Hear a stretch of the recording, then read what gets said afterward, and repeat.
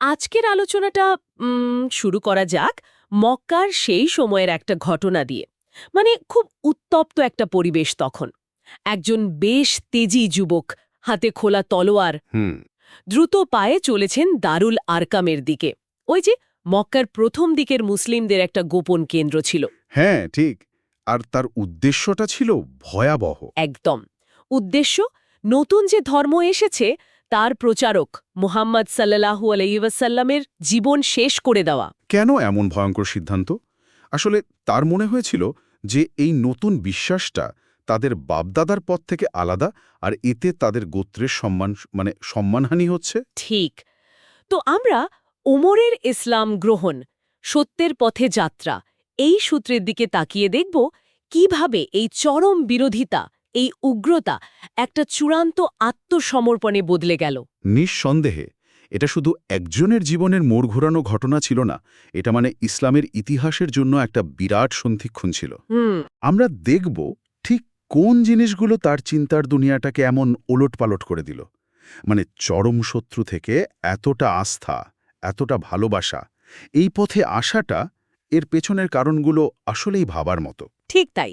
তো তিনি যাচ্ছিলেন সেই উদ্দেশ্য নিয়ে। পথে নুয়াইম বিন আবদুল্লাহ রাহা নামে একজনের সাথে দেখা। হ্যাঁ, নুয়াইম রাহা। নুয়াইম রাহা তার ওই উত্তেজিত ভাব দেখে জিজ্ঞেস করলেন, কোথায় চলেছেন এভাবে? হুম, যখন তিনি তার উদ্দেশ্যের কথা বললেন, নুয়াইম তাকে একটা চমকে দেওয়ার মতো খবর দিলেন। বললেন, আরে, আগে নিজের ঘর সামলাও। ঠিক।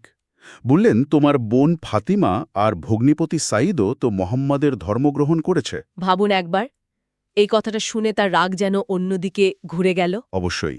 নিজের বোন, ভগ্নিপতি। তিনি সঙ্গে সঙ্গে ছুটলেন বোনের বাড়ির দিকে। সেখানে কি অপেক্ষা করছিল তার জন্যে, সেটা তো আরও নাটকীয়। হ্যাঁ, বোনের বাড়িতে পৌঁছে দরজার বাইরে থেকেই তিনি কিছু আয়াত তেলাওয়াতে সুর শুনতে পেলেন। হয়তো আগেও শুনেছেন, কিন্তু এবার যেন অন্যরকম লাগলো। অন্যরকম, মানে এর গভীরতাটা। হ্যাঁ, গভীরতাটা হয়তো আগে খেয়াল করেননি। দরজা খুলতেই দেখলেন ভগ্নিপতি সাইদ রাজিয়াল্লাহ তাআলাকে, আর পুরনো রাগটা আবার জেগে উঠল। আর তিনি আক্রমণ করে বসলেন। একদম। বোন ফাতিমা রাজিয়াল্লাহ তাআলা স্বামীকে বাঁচাতে এগিয়ে এলেন, আর ভাইয়ের আঘাতে তিনি নিজেই আহত হলেন। কপাল ফেটে রক্ত পড়তে লাগল। উফ, বোনের এই অবস্থা দেখে তিনি একটু থমকে গেলেন নিশ্চয়ই। হ্যাঁ, একটু তো হতভম্ব হলেন, কিন্তু বোন ফাতিমা রাজিয়াল্লাহ তাআলা ওই আহত অবস্থাতেই ভাইয়ের চোখের দিকে তাকিয়ে যা বললেন, সেটা ছিল আরও অবাক করার মতো। কি বললেন তিনি? খুব দৃঢ় কণ্ঠে বললেন, তুমি যা খুশি করতে পারো, কিন্তু আমরা এই সত্য পথ ছাড়ব না। এই বিশ্বাসই আমাদের ইহকালে শান্তি দেবে আর পরকালে মুক্তি। অবিশ্বাস্য। বোনের এই সাহস, এই অবিচল আস্থা, আর তার কপালের ওই রক্ত। হ্যাঁ, এই সব কিছু মিলে ওই যুবকের পাথরের মতো শক্ত হৃদয় যেন একটা ধাক্কা দিল। এতদিনকার গোত্রের অহংকার, বিদ্বেষ, এর বিপরীতে তিনি একেবারে অন্য একটা চিত্র দেখলেন। তার মানে বোনের এই দৃঢ়তাই কি এই পরিবর্তনের শুরু ছিল? নাকি এর পর যা ঘটল, মানে ওই আয়াতগুলো পড়া, সেটা বেশি প্রভাবশালী? দেখুন, দুটোই খুব গুরুত্বপূর্ণ। বোনের ওই আত্মত্যাগ, ওই বিশ্বাস, ওই দৃঢ়তা, সেটা তার মনে গভীর একটা ছাপ ফেলেছিল। অবশ্যই তার চিন্তার ভিত নাড়িয়ে দিয়েছিল। হুম।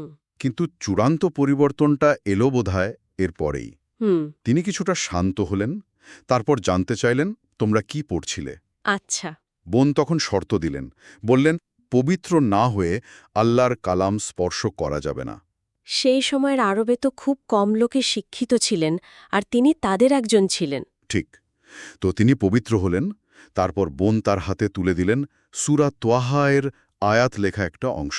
আর তিনি পড়তে শুরু করলেন। হ্যাঁ, পড়লেন।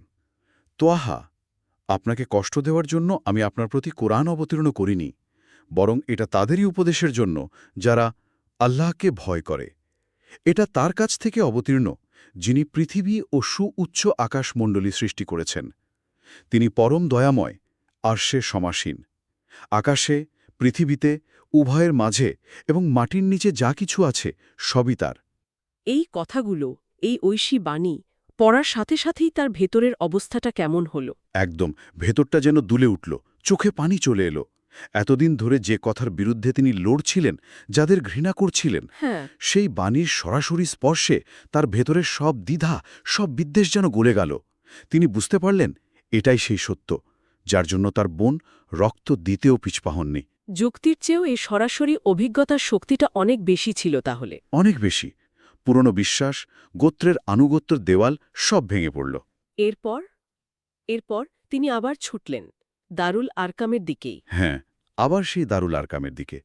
কিন্তু এবার লক্ষ্যটা সম্পূর্ণ ভিন্ন।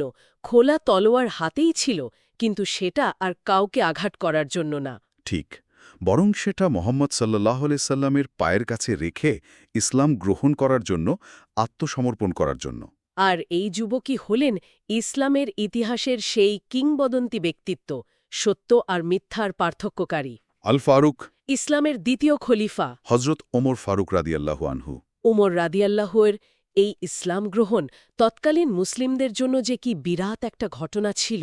বিরাট, মানে একটা বিশাল শক্তি তারা পেলেন। তার সাহস, তার প্রজ্ঞা মুসলিম উম্মাকে নতুন একটা শক্তি দিয়েছিল। একজন চরম শত্রু থেকে ইসলামের সেরা রক্ষকদের একজনে পরিণত হওয়া, এই ঘটনাটা সত্যি অভাবনীয়।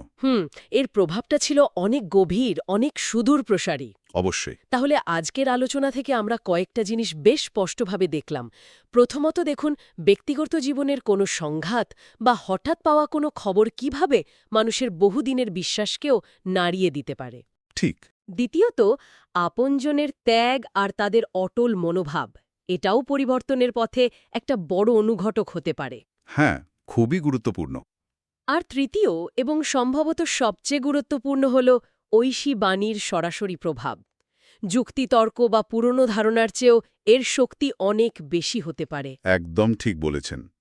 আর এখান থেকে কিন্তু একটা প্রশ্ন মনে আসে, মানে ভাবনার জন্য রেখে যাওয়া যেতে পারে। কি প্রশ্ন? যে একটা লিখিত কথার শক্তি ঠিক কতটা হতে পারে? মানে কিভাবে কয়েকটা লাইন একজন মানুষের আজন্মের বিশ্বাস, তার গোত্রীয় আনুগত্য, তার জীবনের পুরো গতিপথকে এমন আমূল, এমন নাটকীয়ভাবে বদলে দিতে পারে। এ শব্দের ক্ষমতা, এটা নিয়ে আসলেই আরও ভাবার সুযোগ আছে।